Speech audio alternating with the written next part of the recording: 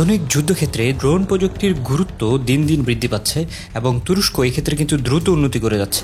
আনকা-3 হলো তুরস্কের প্রতিরক্ষা শিল্পের সম্প্রতি এক অত্যাধুনিক উন্নয়ন, যা তুরস্কের উন্নত প্রযুক্তি, শক্তিশালী অস্ত্র সক্ষমতা এবং বহুমুখী অপারেশন সক্ষমতার জন্য বিশেষভাবে উল্লেখযোগ্য। তো তুর্কির অ্যারোস্পেস ইন্ডাস্ট্রি টিএআই কর্তৃক নির্মিত এই অত্যাধুনিক মানববিহীন যুদ্ধ বিমান বা ইউসিএভি, যেটা একাধারে নজরদারি, গোয়েন্দা তথ্য সংগ্রহ বা ইলেকট্রনিক ওয়ারফেয়ার, এয়ার স্ট্রাইক এবং গ্রাউন্ড স্ট্রাইক পরিচালনার জন্য বিশেষভাবে ডিজাইন করা হয়েছে।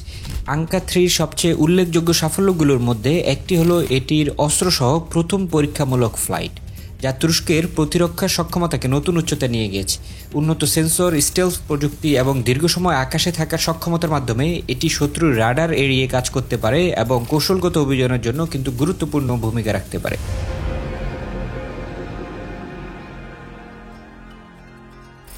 আসসালামু আলাইকুম, আমি রুহুল আমিন রানা। আজকের এই ভিডিওতে আমরা কথা বলবো তুরস্কের গেম চেঞ্জার ইউসিভি, যেটার নাম হচ্ছে আনকা-3, এবং এটার উন্নয়ন, প্রযুক্তিগত বৈশিষ্ট্য এবং এটার যে অপারেশনাল সক্ষমতা আছে এবং ওভারঅল ভবিষ্যৎ সামরিক অভিযানে এর সম্ভাব্য ভূমিকা নিয়ে বিস্তারিত আলোচনা করব।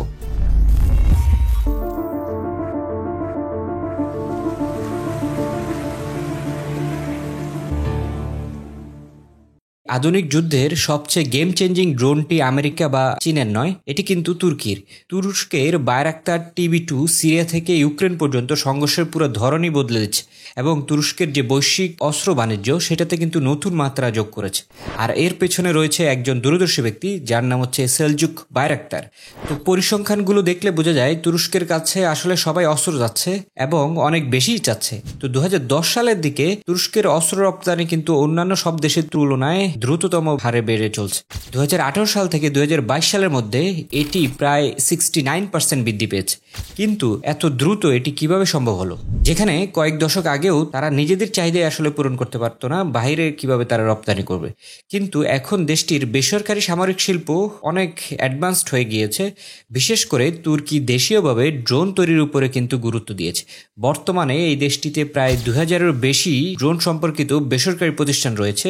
তুরস্ক এখন নিজস্ব ড্রোন সরবরাহ যে সাপ্লাই চেইন সেটি কিন্তু তারা তৈরি করে ফেলেছে, যেখানে একটি সাধারণ স্ক্রু থেকে শুরু করে জটিল যে লেজার প্রযুক্তিগুলো আছে সবকিছুই কিন্তু দেশীয়ভাবে তৈরি হচ্ছে। তো এটি নিছক কোনো একদিনের ঘটনা নয়, এটা বরং কয়েক দশকের সফলভাবে তাদের যেই পরিচালনা সেটিরই ফলাফল আমরা দেখতে পাচ্ছি। তাদের একটি স্লোগান ছিল, নিজের অস্ত্র নিজেরাই তৈরি করো।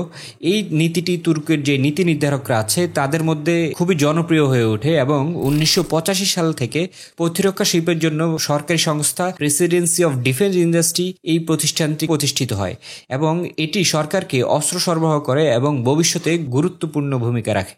তো এই আনকা-3 আনম্যান্ড কমব্যাট এয়ারক্রাফটের মাধ্যমে তুরস্কের যে প্রতিরক্ষা শিল্পের সেটা কিন্তু নতুন যুগের সূচনা করেছে। তুরস্কের প্রতিরক্ষা শিল্পের জন্য এটি কিন্তু একটি বৈপ্লবিক উন্নয়ন। তো উন্নত বৈশিষ্ট্য এবং অস্ত্রশস্ত্র সহ প্রথম ফ্লাইটের মাধ্যমে আলোচনায় আসা এই আনকা-3 এটাকে ডিজাইন করেছে তুর্কি অ্যারোস্পেস ইন্ডাস্ট্রি। এটি একাধারে একাধিক গুরুত্বপূর্ণ পরীক্ষা সফলভাবে সম্পন্ন করেছে।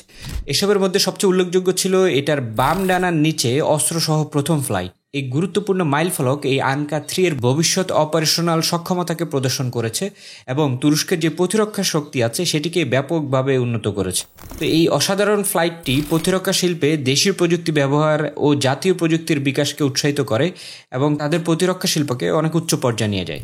তো এই আনকা-3টি একাধারে নজরদারি, গোয়েন্দা তথ্য সংগ্রহ, শত্রুপক্ষের রাডার ও বিমান প্রতিরোধক ব্যবস্থা এরকম নানাবিধি মিশন পরিচালনা করার জন্য সক্ষম। এছাড়া এটি ইলেকট্রনিক ওয়ারফেয়ারের মাধ্যমে বা সিগন্যাল ইন্টেলিজেন্সের মাধ্যমে কিন্তু শত্রুর যে যোগাযোগ ব্যবস্থা আছে সেটাকেও কিন্তু ধ্বংস করে দিতে সক্ষম এবং এটার যে মিত্রবাহিনী আছে তাদেরকেও সুরক্ষা দিতে সক্ষম। তো এই আনকা-3-র উন্নত অস্ত্র বহন ক্ষমতা এবং হামলার যে সক্ষমতাটা আছে সেটা নিয়ে যদি আমরা একটু আলোচনা করি, এই আনকা-3 বিভিন্ন ধরনের অস্ত্র বহন করতে পারে। এটি ফিউজেলাজের ভেতরেই 1300 কেজি পর্যন্ত এবং প্রতিটি উইং স্টেশনে 650 কেজি পর্যন্ত যুদ্ধাস্ত্র বহন করতে পারে। তো বুঝতে পারছেন, এটি আকাশ থেকে ভূমিতে হামলার পাশাপাশি আকাশ থেকে আকাশেও হামলার জন্য তৈরি করা হয়েছে। বিশেষ করে SDMK-82 এবং ক্ষুদ্রাকৃতির যে বোমাগুলো আছে সেগুলো এই আনকা-3-তে কিন্তু ব্যবহার করা যাবে।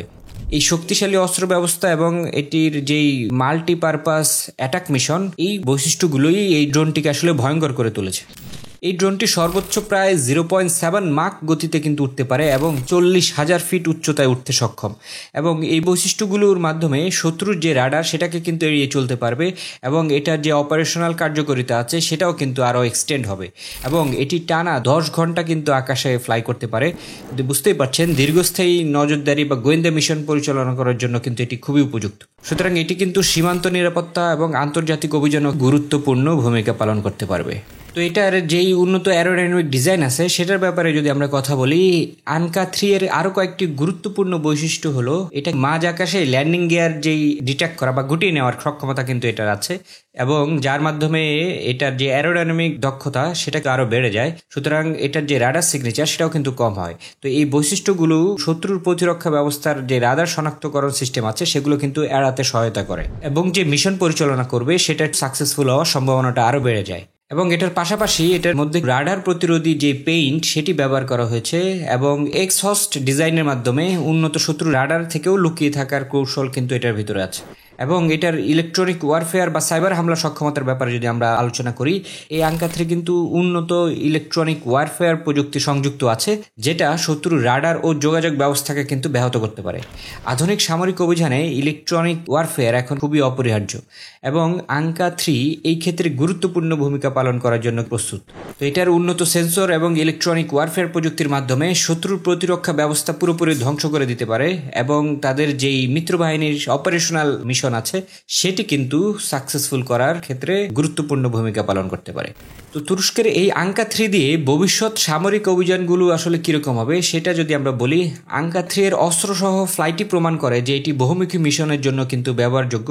এটি শুধু নজরদারি বা গোয়েন্দা তথ্য সংরক্ষণের জন্যই নয়, এটি স্ট্রাইকের জন্য বা অ্যাটাক মিশনের জন্য অথবা ইলেকট্রনিক ওয়ারফেয়ারের ক্ষেত্রেও গুরুত্বপূর্ণ ভূমিকা পালন করতে পারবে।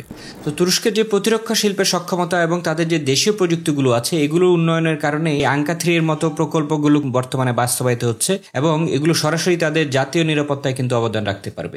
আনকা 3 এর উন্নয়ন, অস্ত্রশস্ত্র, প্রথম ফ্লাইটের তুরস্কের প্রতিরক্ষা শিল্পের বর্তমান অবস্থা এবং ভবিষ্যৎ দৃষ্টিভঙ্গিরই কিন্তু আসলে প্রতিফলন।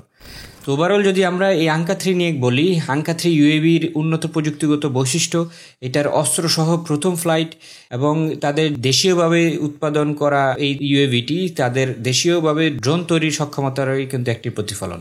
এটি ভবিষ্যৎ সামরিক অভিযানগুলোতে কিন্তু গুরুত্বপূর্ণ ভূমিকা পালন করতে প্রস্তুত, এবং তুরস্ক তাদের যে প্রতিরক্ষা প্রযুক্তিগুলোর উপরে যে বিনিয়োগ করছে তারই কিন্তু একটি ফসল হচ্ছে এই আনকা 3। তুরস্কের রাষ্ট্রীয় প্রতিষ্ঠান যেমন তুর্কিশ অ্যারোস্পেস ইন্ডাস্ট্রি ড্রোন তৈরির একটি প্রধান অংশ হলেও এসএসবি এটার সহায়তায় বেসরকারি কোম্পানিগুলো কিন্তু দ্রুত উন্নতি করছে। সবচেয়ে পরিচিত কয়েকটি কোম্পানির নাম যদি আমি বলি, যেমন লেনটেক বা এসএস গার্ড, এসটিএম, এবং সবচেয়ে বিখ্যাত বাইরাক্তার বা বাইকার, এই নামগুলো কিন্তু বিশ্বে ব্যাপকভাবে পরিচিত। তো তুর্কির আজকের এই অবস্থানে আসার প্রধান কারণই হচ্ছে যুক্তরাষ্ট্র যখন তুরস্ককে যুদ্ধের ড্রোন রপ্তানি নিষিদ্ধ করেছিল তখন এটি তুরস্কের জন্য আশীর্বাদ হয়ে দাঁড়ায়, কারণ তারা তখন বাধ্য হয়ে সম্পূর্ণ নিজস্ব প্রযুক্তিতেই ড্রোন তৈরি করতে সক্ষম হয়। ফলাফলে আমরা দেখতে পাচ্ছি বাইরাক্তার TB2 যা সম্পূর্ণ দেশীয়ভাবে নির্মিত এবং বিশ্বব্যাপী অত্যন্ত কার্যকর ছিল। তো তুরস্কের সামরিক শিল্প এখন মার্কিন যুক্তরাষ্ট্র বা চীনের সাথে সরাসরি প্রতিদ্বন্দ্বিতা করছে, এবং 2022 সালে তুরস্ক $4.4 বিলিয়ন মূল্যের ড্রোন রপ্তানি করেছে, যা দেশটির মোট অস্ত্র রপ্তানির প্রায় 44%। 2023 সালে এটার পরিমাণ বেড়ে দাঁড়ায় প্রায় $7 বিলিয়ন। তুরস্ক এখন বিশ্বের শীর্ষ 3টি ড্রোন রপ্তানিকারকের মধ্যে একটি হওয়ার জন্য এগিয়ে যাচ্ছে। ভবিষ্যতে এটি কত দূর যাবে তা সময় বলে দিবে, তবে বর্তমান পরিস্থিতিতে দেখা যাচ্ছে তুরস্কের এই ড্রোন শিল্প আরও অনেক বড় হতে চলছে, যেটা আমরা তুরস্কের এই নতুন আনকা 3 ড্রোনের মাধ্যমেই বুঝতে পারছি। তো আপনাদের কাছে কি মনে হয় নেক্সট কারা ড্রোন ইন্ডাস্ট্রিতে ডমিনেট করবে, এবং তুর্কির ড্রোনগুলো কিভাবে বিভিন্ন যুদ্ধে বা মিডল ইস্টের যে যুদ্ধগুলো আছে এগুলোর মোড় ঘুরিয়ে দিচ্ছে, সেই ব্যাপারে আপনারা আপনাদের মতামত জানাতে পারেন। দেখা হচ্ছে নেক্সট ভিডিওতে। ততদিন পর্যন্ত সবাই ভালো থাকবেন, সুস্থ থাকবেন, অ্যান্ড হ্যাপি ফ্লাইং।